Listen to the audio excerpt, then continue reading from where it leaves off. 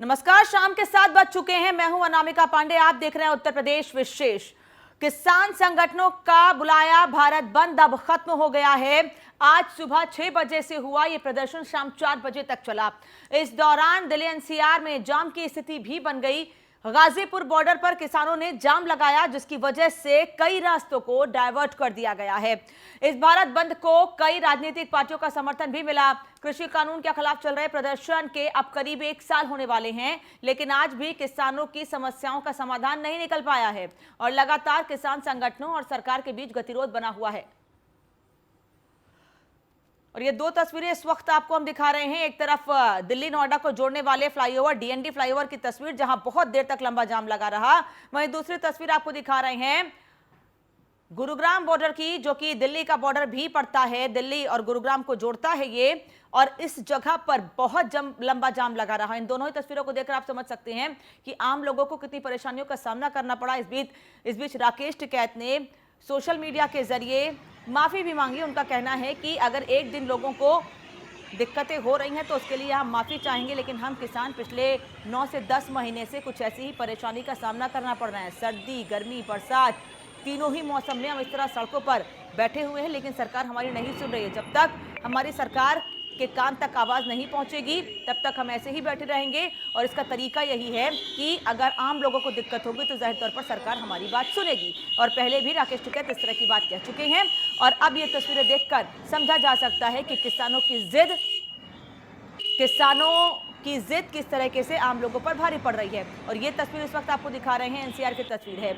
नोएडा की ये तस्वीर आप देख रहे हैं, जहां पर गाड़ियां रेंग रेंग कर चली। जिन लोगों को नोएडा से दिल्ली ऑफिस जाना होता है, सोमवार का दिन है, बहुत रश भी होता है सड़कों पर, और ऐसे में लोगों को ऑफिस पहुंचने में भी दिक्कत हुई। आप देखिए, जहां आप देख पा रहे हैं बहुत दूर तक सिर्फ गाड़ियां ही दिख रही हैं, और ऐसे में दिक्कतें लोगों की बढ़ी हैं। ये फिलहाल गुरुग्राम की तस्वीर आपको हम दिखा रहे हैं, और ऐसी तस्वीर आज दिल्ली एनसीआर में तमाम जगहों पर देखने को मिली। खासतौर पर उन जगहों पर, वो इलाके जो दिल्ली को दूसरे राज्यों से जोड़ते हैं, फिर चाहे वो नोएडा हो या फिर गुरुग्राम।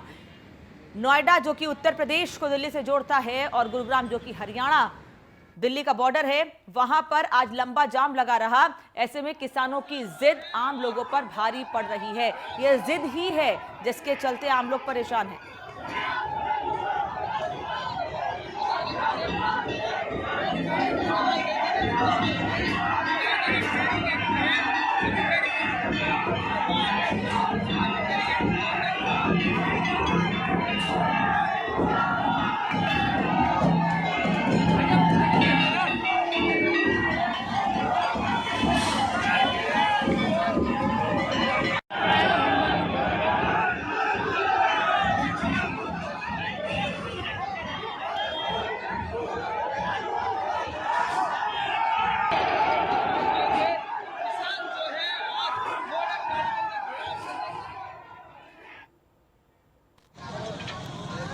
और इन तस्वीरों को देखकर सवाल ये उठ रहा है कि क्या इसी साल 26 जनवरी को जो स्थिति पैदा हुई थी, जो स्थिति सामने आई थी, क्या उस स्थिति को, उस तस्वीर को किसान नजरअंदाज कर रहे हैं या भूल गए हैं? देखिए किस तरीके से ये किसान पुलिस वाले से उलझ रहे हैं। और इन तस्वीरों को देखकर आम लोगों के मन में सवाल यही उठता है कि क्या वाकई ये वो किसान हैं जो अन्नदाता कहे जाते हैं, जिनके लिए लोग खुद सड़कों पर उतरे। लेकिन अब पिछले 9 महीने से जिस तरीके से किसानों के चलते आम लोगों को परेशानी हो रही है, ऐसे में आम लोगों ने भी किसानों के खिलाफ मोर्चा खोल दिया है।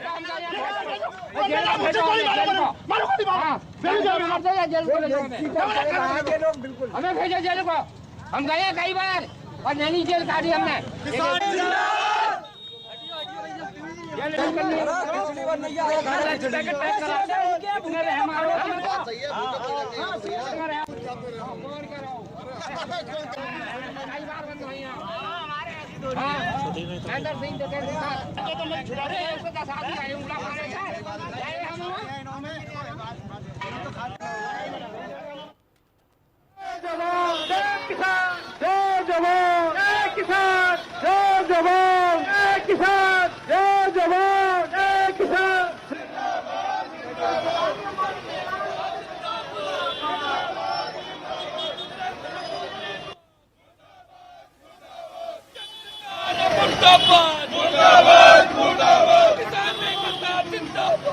बढ़ना है। तमाम साथी लाइन लगा जय जवान जय किसान जय सीतारमण से बागी 15, 16, 17 दसंबर 2017 की मीटिंग सी कीनिया दे 2019 की चोण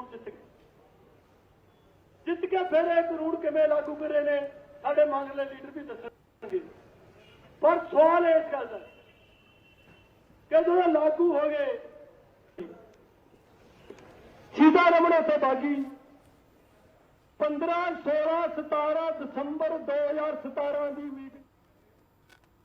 तो खासतौर पर दिल्ली एनसीआर के आसपास ऐसी तस्वीर देखने को मिली क्योंकि यहीं पर लगातार किसान लंबे समय से आंदोलन कर रहे हैं, फिर चाहे वो सिंघू बॉर्डर हो या फिर गाजीपुर बॉर्डर जो कि उत्तर प्रदेश और दिल्ली को जोड़ता है, लेकिन किसान सुनने को तैयार नहीं है। सरकार बातचीत के लिए तैयार है। लगातार कृषि मंत्री की ओर से यह बात कही जा रही है, उसके बाद भी ऐसी नाराजगी जिससे आम लोगों को दिक्कतें हो। कई सवाल उठते हैं किसानों के इस कदम पर, किसानों की इज्जत पर।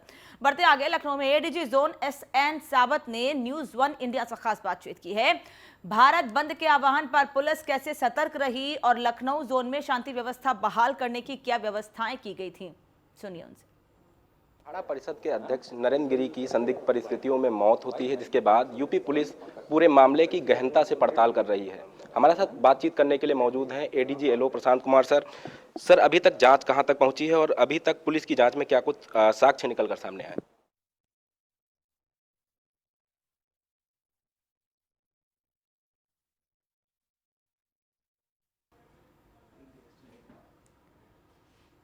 हालांकि ये बातचीत महान नरेंद्र गिरी को लेकर थी। जिस तरीके से इस पूरे मामले में जांच आगे बढ़ रही है उस पर क्या कहना है एडीजी लॉ एंड ऑर्डर का?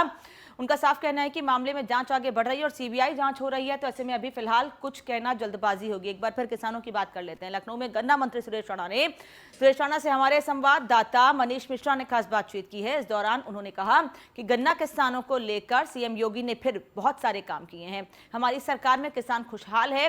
और क्या कहा उन्होंने, सुनिए। किसान को लेके, गन्ना मूल को लेके एक आज प्रेस कॉन्फ्रेंस की गई थी। हमारे साथ खुद बात करने मौजूद है गन्ना मंत्री सुरेश राणा जी। बहुत बहुत स्वागत है आपका। आज जो हमने देखा, जो कल योगी आदित्यनाथ ने किया था 50 रुपये का जो बढ़ाया गया है 25 रुपये का, उसको लेकर आज अपनी प्रेस कॉन्फ्रेंस थी। किसानों में ये भी देखा गया है कि इसको उत्साहित है, पर आज भी आंदोलन जारी था। नहीं, उत्तर प्रदेश बहुत बड़ा राज्य है और उत्तर प्रदेश में 45 लाख से ज़्यादा गन्ना किसान रजिस्टर्ड है और यहाँ 350 रुपये कुंटल गन्ने का भाव घोषित करके आदरणीय योगी जी ने ऐतिहासिक फैसला किया है। मैं करोड़ों गन्ना किसानों की ओर से उनका अभिनंदन करता हूँ, उनका स्वागत करता हूँ। और यदि सीधे तौर पर मैं देखूँ तो लगभग 4000 करोड़ रुपया अतिरिक्त इस 25 रुपया कुंटल बढ़ने से गन्ना किसानों के खाते में जाएगा। चाहे पिछले 8 वर्षों का बकाया भुगतान का विषय हो, चाहे बंद शुगर मिलों को चलाने का विषय हो, चाहे मिलों को अपग्रेड करने का विषय हो, चाहे मिलों को एथेनॉल से जोड़ने का विषय हो, हर विषय पर योगी सरकार ने ऐतिहासिक काम किया है और उसी का एक बेहतरीन कदम ये 25 रुपया गन्ना मूल्य बढ़ाने का है। इसके लिए मैं गन्ना किसानों की ओर से योगी जी का अभिनंदन। इसमें पत्र लिखा है वरुण गांधी ने मुख्यमंत्री को कि इसको बढ़ा के 400 कर देना चाहिए था, तो इस पर सर क्या कहना चाहेंगे? नहीं, मैं केवल इतना कहूँगा कि आदरणीय मुख्यमंत्री जी ने सदैव माननीय प्रधानमंत्री जी से प्रेरणा लेकर के किसान के हित में फैसले किए हैं और उसी का परिणाम है कि उत्तर प्रदेश में 8 लाख हेक्टेयर गन्ने का क्षेत्रफल बढ़ा है। इसके लिए मैं बहुत बहुत किसानों का और योगी जी की नीतियों का अभिनंदन करूंगा। 370 का मूल की बात हुई थी, 350 किया गया। विपक्ष ये कह रही कि 4.5 साल में एक ही विवाद आया। खीरी का 1/4 है पंजाब। मैं केवल इतना कहूँगा कि मैं अभिनंदन करूँगा गन्ना किसानों का जो अभूतपूर्व मेहनत करते हैं और मोदी जी योगी जी के उस सपने का जो किसान की आमदनी 2 गुना करने की तरफ बहुत तेज़ी के साथ बढ़ रहा है। और मैं विश्वास से कह सकता हूं कि जिस गति के साथ हम लोगों ने फैसले किए हैं, गन्ना किसान उसी गति के साथ, उसी मजबूती के साथ मोदी योगी जी के साथ खड़ा हुआ है। बहुत बहुत धन्यवाद। तो ये थे गन्ना मंत्री सुरेश राणा जो बता रहे थे कि जो वृद्धि की गई है अभूतपूर्व वृद्धि है। हालांकि जो मांग की गई है, वरुण गांधी जो उनके खुद के सांसद हैं, उन्होंने मांग की कि इसको 400 होना चाहिए था। उन्होंने बोला था कि इसके लिए भी हमें थोड़ा वेट करना पड़ेगा, पर हो सकता है कि आगे आने वाले किसानों के हित के लिए जो भी कदम होगा वो योगी मोदी की सरकार लेती रही है और लेती रहेगी। लखनऊ से कैमरामैन समीर सानी के साथ मनीष मिश्रा, न्यूज़ 1 इंडिया। लखनऊ में जल शक्ति मंत्री महेंद्र सिंह ने सिंचाई विभाग के अभियंताओं के साथ बैठक की। महेंद्र सिंह ने गड्ढा मुक्ति और नहर की सिल्ट सफाई के लिए बैठक की। यह बैठक वर्चुअली हुई। बैठक में मंत्री ने अधिकारियों को जल्द से जल्द सफाई, सड़क निर्माण के निर्देश दिए। वहीं मंत्री महेंद्र सिंह ने कहा कि 256 विधायकों ने लिख कर दिया है कि सफाई बहुत अच्छे से हुई है। साथ ही उन्होंने कहा कि किसानों के खेत में पानी पहुंचाने का काम किया गया है।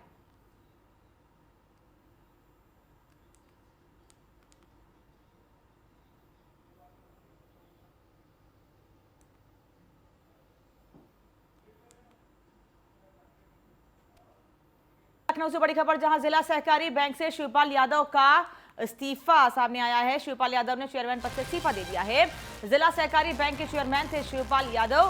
कल के चुनाव में निर्विरोध डायरेक्टर चुने जा सकते हैं आदित्य। शिवपाल यादव के बेटे हैं आदित्य यादव और इसी वजह से इस्तीफा पहले ही दे दिया है शिवपाल यादव ने।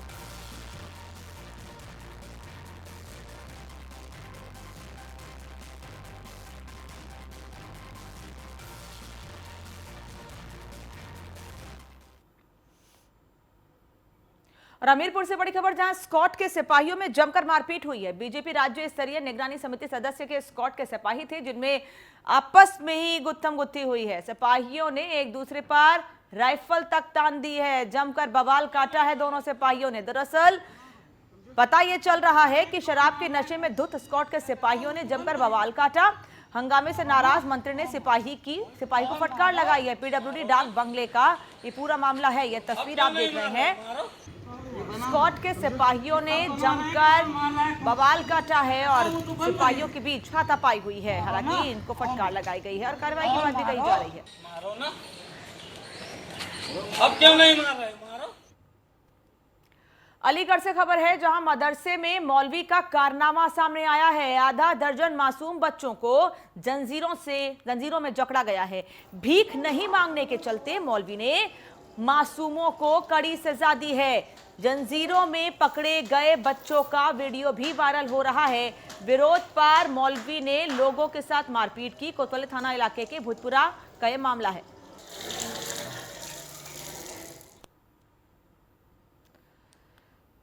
लखनऊ से बड़ी खबर, जहां 25 लाख के विदेशी मुद्रा के साथ एक महिला को गिरफ्तार किया गया। लखनऊ में 25 लाख की विदेशी मुद्रा के साथ एक महिला को गिरफ्तार किया गया है। डीआरआई ने एयरपोर्ट पर महिला के बैग से बरामद किए विदेशी करेंसी। लखनऊ से दुबई जा रही थी महिला। पूछताछ महिला से अब की जा रही है।